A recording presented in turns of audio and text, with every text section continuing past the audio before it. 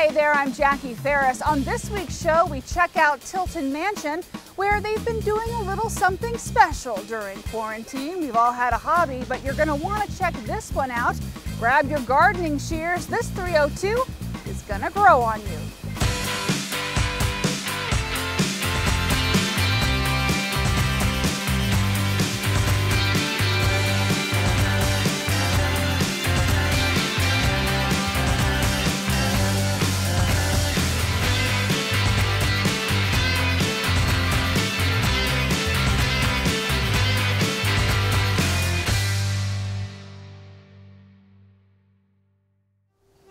Hey 302, we are here at Tilton Mansion, where what is old is now becoming new again. I'm talking, of course, about all of the beautiful landscaping you may or may not have noticed if you have driven by lately.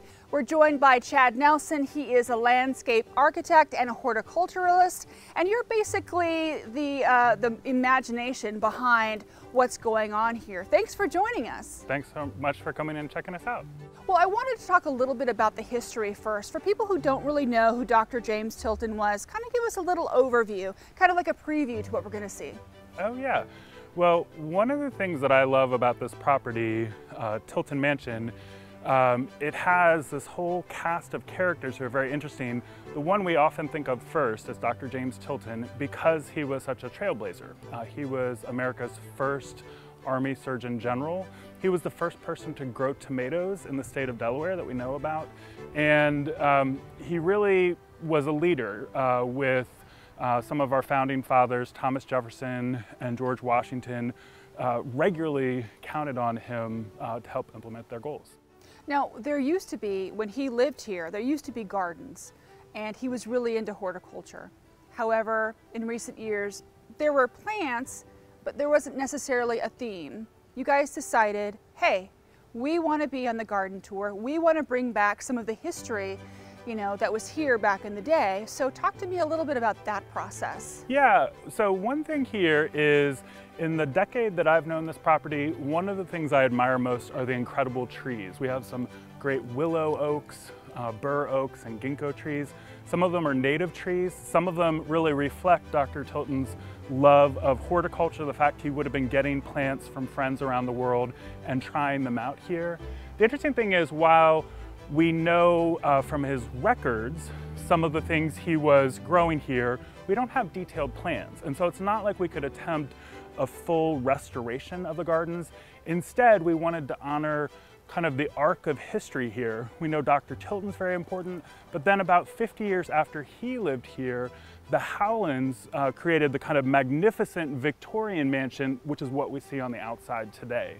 We wanted to showcase some of what they would have been doing in their landscape, and then we also wanted to bring some very kind of modern thought processes in, really celebrating native plants, which wouldn't necessarily have played an intentional role in some of their gardens. Now, you mentioned some of his friends. Now, one of his friends was Thomas Jefferson, and they wrote a lot of letters, which you know, Tilton Mansion has in some of their news releases and on the website.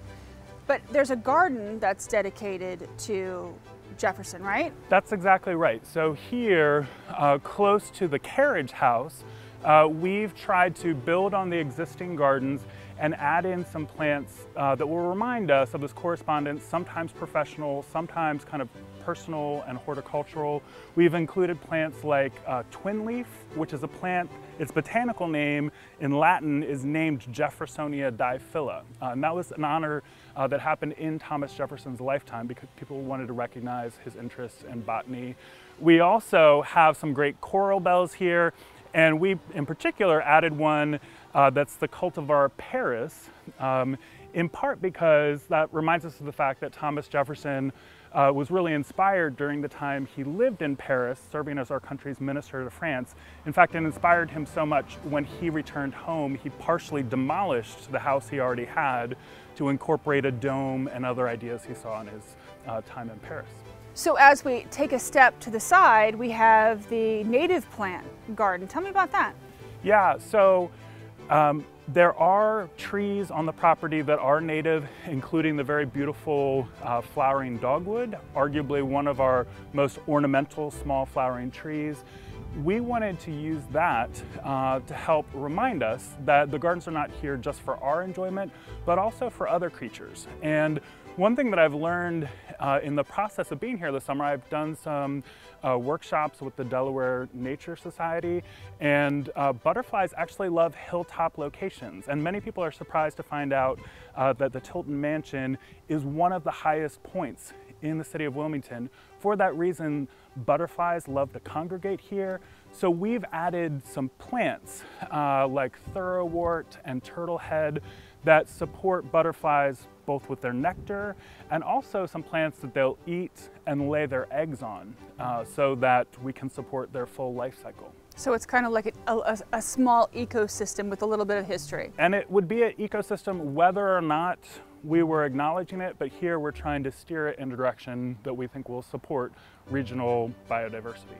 Now I know there are so many other gardens and this is just the beginning. So when we come back, we're going to talk to Chad about those. So stay with us.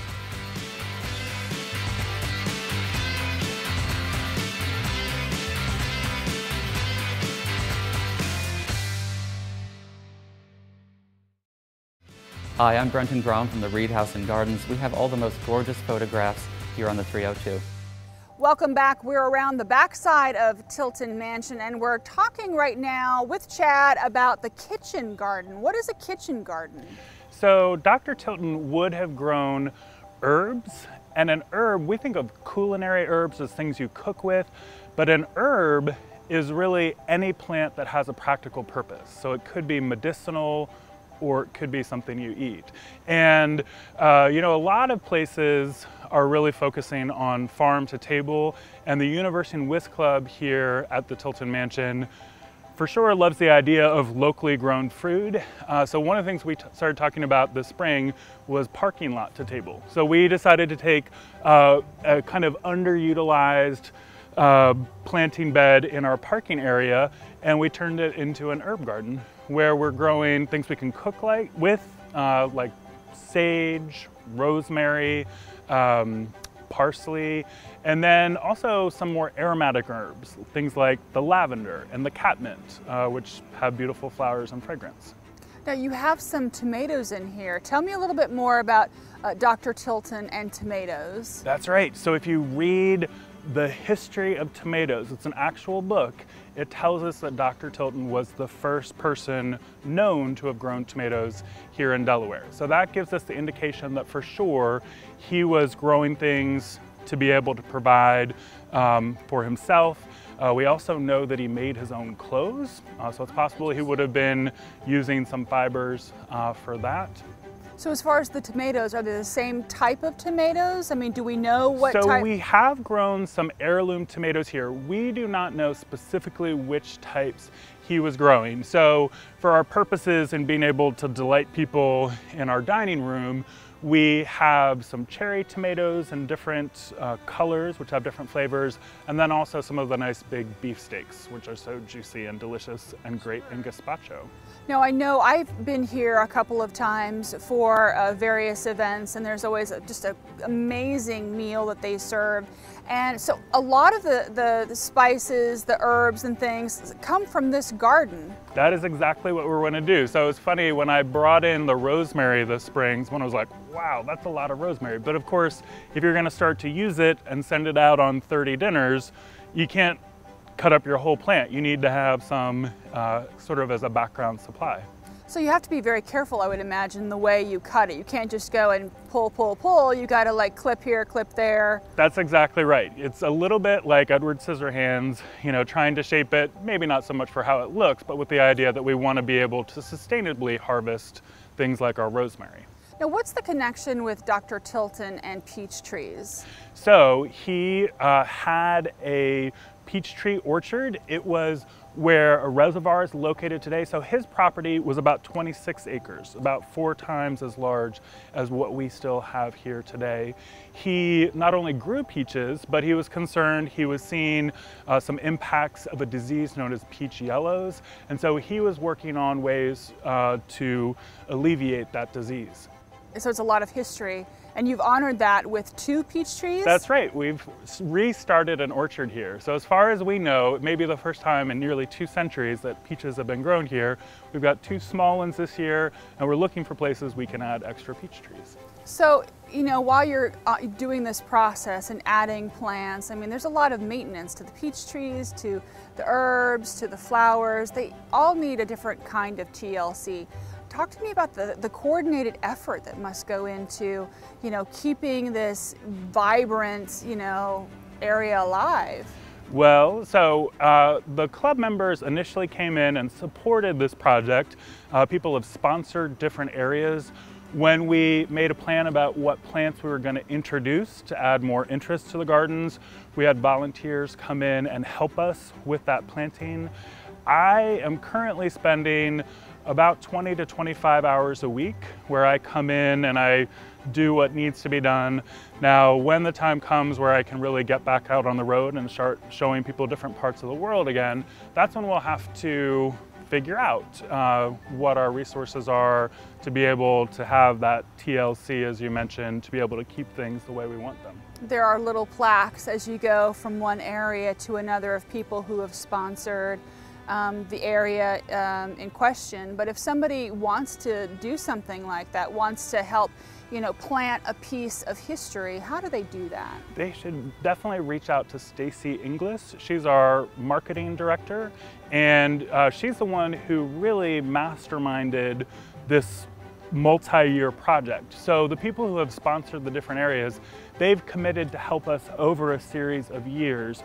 We know that we can't do it all at once, that gardens and landscapes are things that grow and evolve over time, and that's what we're planning for in the next several years. It's just really gorgeous. The plans that you have done thus far have been amazing. When you drive in and you see the bedding plants, you know, it's kind of like a very soft and fragrant green welcome. Can you talk a little bit about the opening scene for the Tilton Mansion? It's what I love. As you come up, oftentimes I think people are surprised by how colorful we are on the inside because the face that we present to the street is this kind of solid, little bit imposing stone wall with a really cool hedge on top of it. So it's hard to see in. Really what you have are these great stone gate piers and then this driveway that sweeps up just a little bit out of view. Now as you come up, your anticipation mounts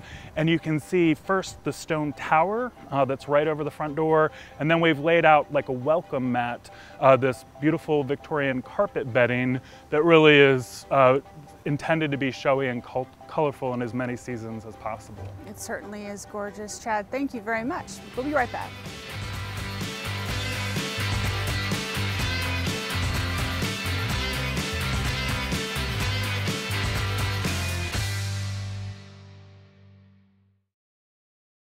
This is Mike Przicki, Mayor of Wilmington, Delaware, and Wilmington loves the 302.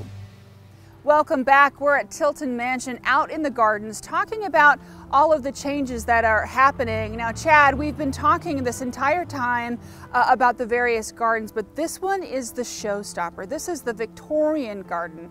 It sort of reflects a special piece of history. That's so true. So the earliest gardens we know about on this property would have been Dr. Tilton's. He was a Quaker, and so we suspect his gardens were very practical and purposeful, but probably not super showy. Now, Charles Howland and his family, who lived here about 50 years after Dr. Tilton did, they're the ones who created the magnificent stone mansion that we see today with its great tower. And at that point in time, there was much increased plant exploration, and because technology improved, people were able to have greenhouses to grow tropical plants from other parts of the world. They started putting in things like these incredible coleus grown not so much for their flowers but for their leaves. And in this section of the garden, because you can see it from our kind of finest dining room, we wanted to give a nice backdrop people could enjoy while they're having dinner. Now, during the Victorian era, a lot of people collected plants that you mentioned, like the exotics from other places, kind of like, you know, one might collect stamps or, you know, records or, you know, for some ladies' purses for that matter. Talk to me about that. That's absolutely right. And so off the top of my head, things like ferneries really were becoming in vogue at that point. So today we might enjoy a sweep of plants to give some unity and uniformity, but to a Victorian collector, you really love to get one of each different kind of quirky variation to show the complexity of nature and all its quirks. So when we're looking at this section here, you really have a lot of diversity. You see a lot of traditional, just straight up, you know, the green with the white flower, but we're really getting into some hues that are just gorgeous with the magentas and the reds. How do you sequence these things? And would this be something that, I know that you don't have the exact layout of what was here, but might this be something that, you know, if we had a time machine and we went back into the day, we might see something like this? You know, it's a really interesting idea you raise. One of the things I think really anchored our ideas on how to develop this garden is there's a beautiful European copper beech right here. At this time of year, its leaves are kind of a dark purple, but as they come out in the spring, they're really vibrant. They call it a copper beech. And some of the colors that we're seeing in the coleus kind of echo and reflect that. We also went with lots of chartreuse and gold leaf plants like the hostas and these other coleus. And then another great tropical plant is the canna, and you can see its leaves are almost like banana tree. They've got the beautiful burgundy veins with the green. So the flowers are nice, but the leaves are a lot of what we wanted to focus on in this part of the garden, in part because leaves have such a longer period of interest. Now we have you talked about odd or unusual, unique plants. We have one right behind us that looks like, you know, like little cactuses or little balloons. Can you tell us a little bit about that plant and where is that native from? So it's funny, Physocarpus, I don't know exactly where its natural range is. Its most polite common name is the swan plant, because if you zoom in really close, you'll see it has very elegant flowers.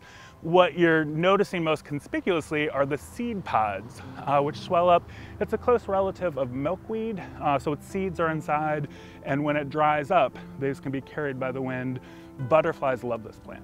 Now I know as you walk through the property, it seems like everything sort of flows. And on the other side of the Victorian garden, you have the area where a lot of the brides come, they have their pictures done, there are some weddings. Talk to me about, you know, planning the flow. When someone goes from the Jefferson to the native plants, you know, I mean, it kind of all is laid out. Yeah, so one of the things we did in the gardens here, we wanted some sense of cohesion, but I think part of what's exciting is to move through the landscape. What I love here is coming up the driveway, you have the landscape sort of secretive, like you're going into a tunnel or a cave, and then it opens up in front of you. And with that, because we've got some great green spaces and some super trees, we wanted to create small pockets where you feel more intimate and some longer vistas between them to kind of draw you from space to space. Now talk about trees. The tree on the driveway is just amazing. Tell me about that. How old is that tree and how is it possible that it's doing that side branch? The way, yeah, and the branch itself could be a tree in and of itself. The only way we would know for sure the age of this tree is if we cut it down. And we definitely don't want to do that. It's a magnificent oak tree. The funny thing is oak trees hybridize so easily. A lot of my horticultural friends it's hard to say exactly if it's a bur oak or perhaps a swamp white oak, or maybe they got together and it's one of their offsprings.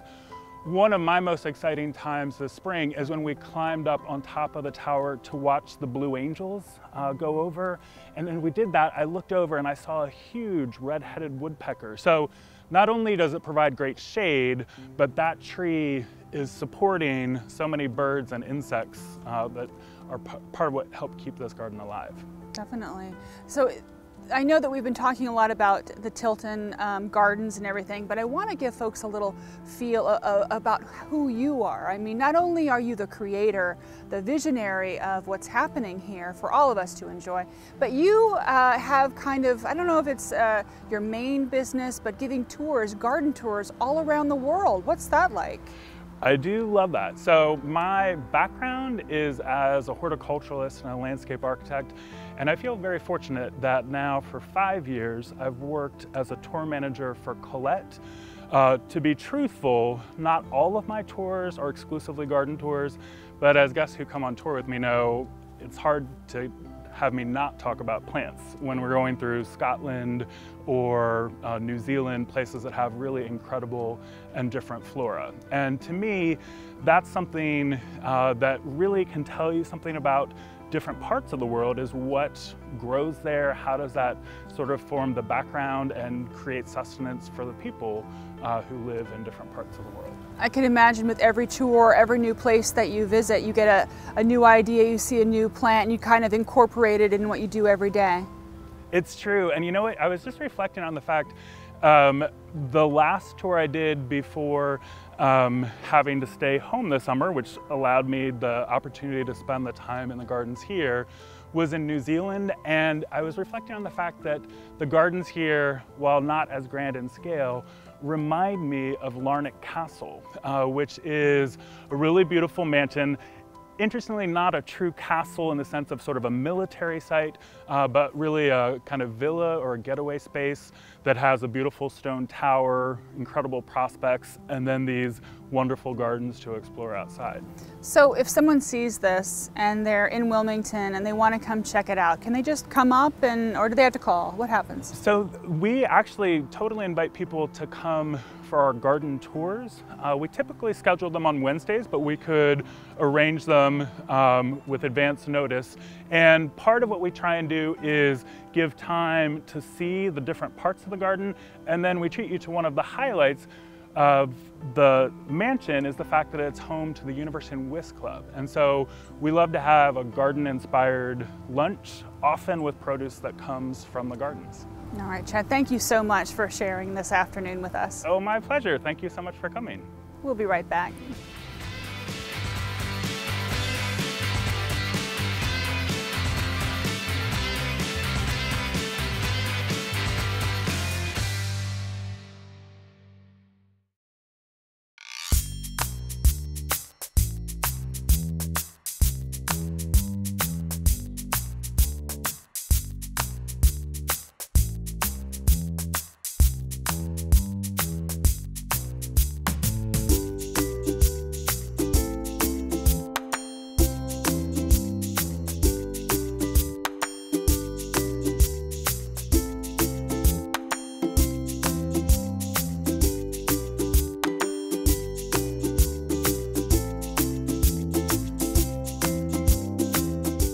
That'll do it for this episode of the 302. We leave you now with some beauty shots of the Brandywine River.